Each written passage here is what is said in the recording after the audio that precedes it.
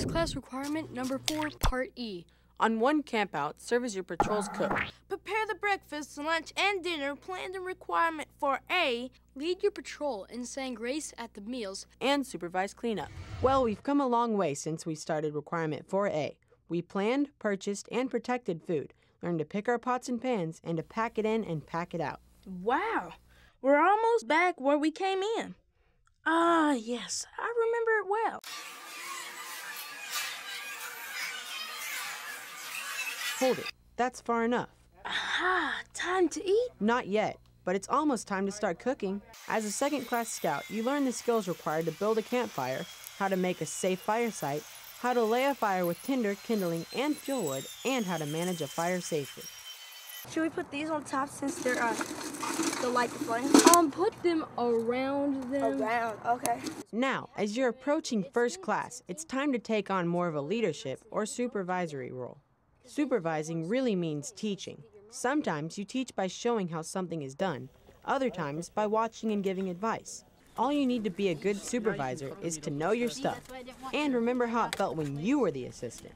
We're ready to cook. By now you probably know that a big part of cooking success is having a controlled fire with a bed of glowing coals. You don't need a large cooking fire, just like you don't want the flame on a camp stove turned up too high. It's a good idea to organize your area before you start cooking.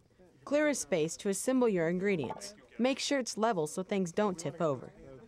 Think through everything you'll need until the food finishes cooking, and get it ready before you start. Have your utensils ready, and once you do start cooking, stay focused on your task. Be sure you have hot pads or pot hooks for grabbing hot handles. And know where you're going to set a hot pan down before you lift it off the fire.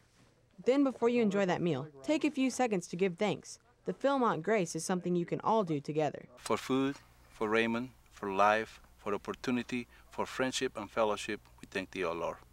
Amen. Let's eat and we move on. With every meal comes cleanup, and the best way is by sharing the load. Your patrol leader can make up a duty roster before the campout. That way, everything gets done, but the work is shared equally.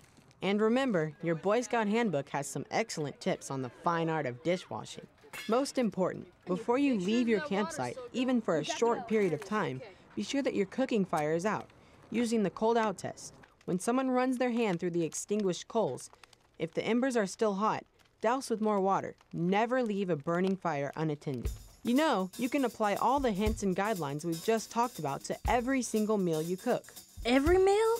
Even that golden brown grilled cheese sandwich that melts in your mouth at lunch? Even lunch. And what about that savory camp stew, simmering in a rich, beefy broth that we almost had for dinner? I think I see where this is going. Guess who's coming to dinner? All right already, let's go for it. That's first class requirement 4E. Supervise cooking and cleanup. A breakfast, lunch, and dinner for your patrol. And lead your patrol in grace before each meal.